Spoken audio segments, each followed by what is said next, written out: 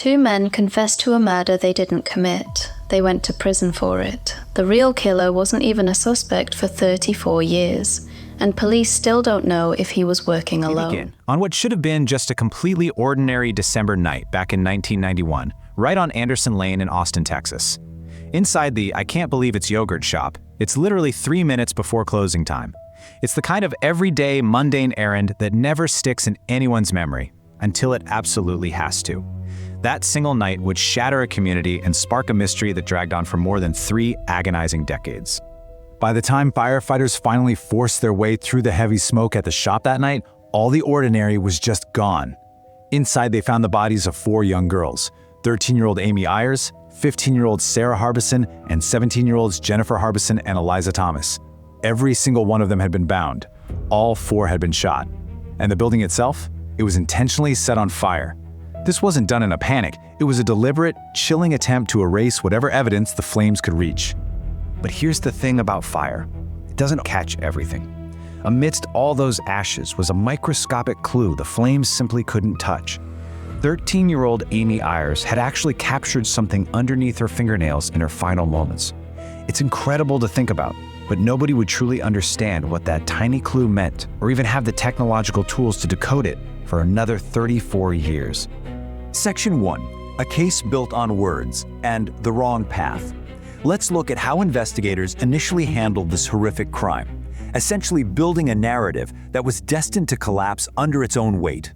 Right after the murders in '91, police briefly locked onto a teenager found with a .22 caliber handgun, but the details just didn't match the scene and the case went dead quiet. Fast forward 8 long years. In 1999, a special task force reopens the file and zeroes in on 4 young men. After hours of intense, grueling interrogation, 2 of them gave tape statements, and the justice system moved incredibly fast after that.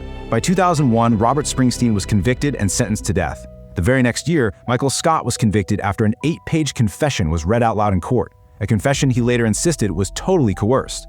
For a brief moment, Austin had this fleeting, tragic illusion of closure. But here is the crucial detail. While Springsteen and Scott broke under that intense interrogation pressure and implicated each other, the other 2 accused men, Maurice and Forrest Welborn, never confessed to a thing. Not a single word.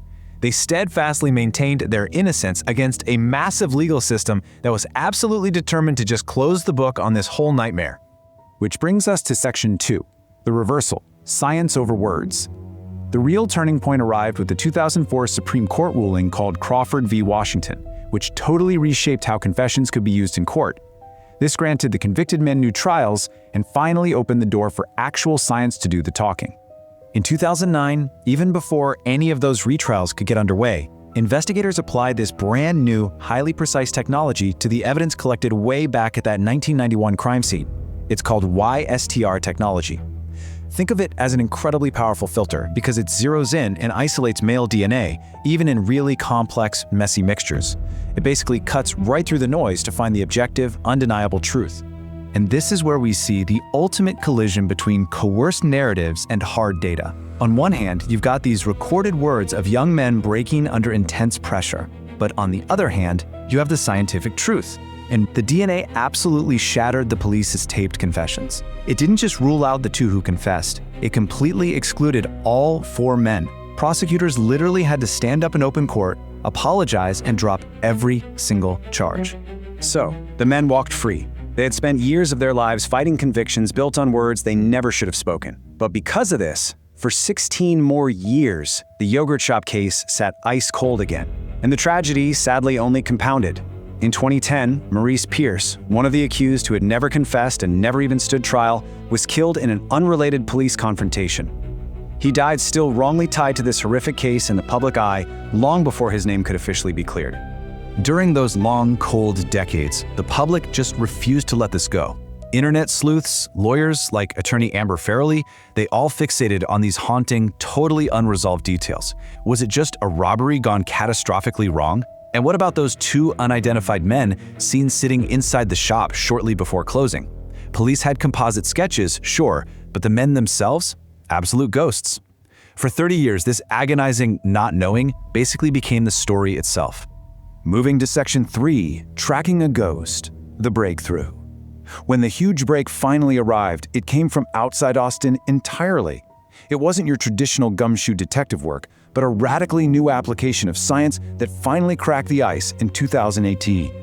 A genetic genealogist named C.C. Moore, working alongside Parabon Nanolabs, used a process that would have sounded like sheer science fiction to detectives back in 1991.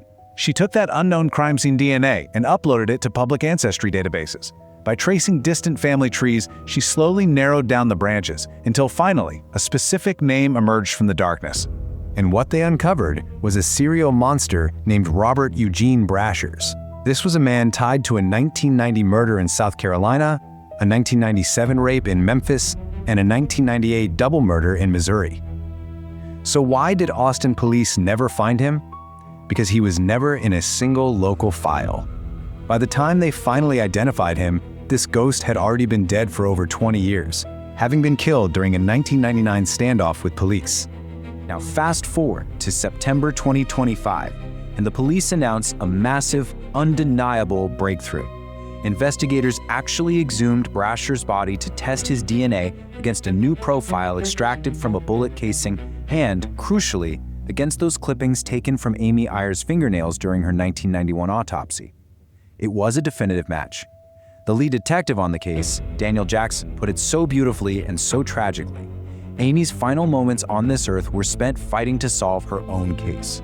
To really grasp the absolute certainty of this science, investigators stated the staggering odds that the DNA belonged to literally anyone other than Brashers. 2.5 million to 1. That's huge. The physical evidence had finally landed squarely on a man who had evaded justice his entire life. Section 4. Justice and Lingering Shadows, the Aftermath. With the true killer finally identified by undeniable science, the legal system had to reckon with the lives it had nearly destroyed in its rush to judgment all those years ago. In February 2026, inside a Travis County courtroom, Judge Dana Blasey delivered these incredibly powerful words. She formally and fully exonerated all 4 of the originally accused men, clearing Maurice Pierce posthumously. It was a definitive, public declaration of innocence that these men and their families had waited 3.5 decades to hear. Right after the exoneration, the city of Austin agreed to a $35 million settlement, which was split among the living exonerees and Pierce's family. It is literally the largest wrongful conviction settlement in the city's entire history. It's a massive number, and honestly, it serves as its own kind of verdict, openly acknowledging a catastrophic failure of the justice system. Now, it would be incredibly simple to end our explainer right there, wouldn't it? The innocent are cleared, the monster is named, case closed. But just as we think this mystery box is entirely unpacked, recent reporting reveals a much less finished story. The suspense, it turns out, isn't quite over. Because multiple accounts state that investigators are actively testing old evidence right now, searching for a second DNA profile. Remember those haunting composite sketches from 1991? Those 2 faces have still never been accounted for in this new narrative. Nobody has said they were Brashers, and nobody has definitively proven they weren't involved. Which leaves us with this final, chilling question that the record simply cannot yet close. Did this serial monster act alone that night? Or are there still ghosts out there who walked away from the flames? Thank you so much for joining this explainer. Keep looking closely at the details, and always keep questioning what you think you know.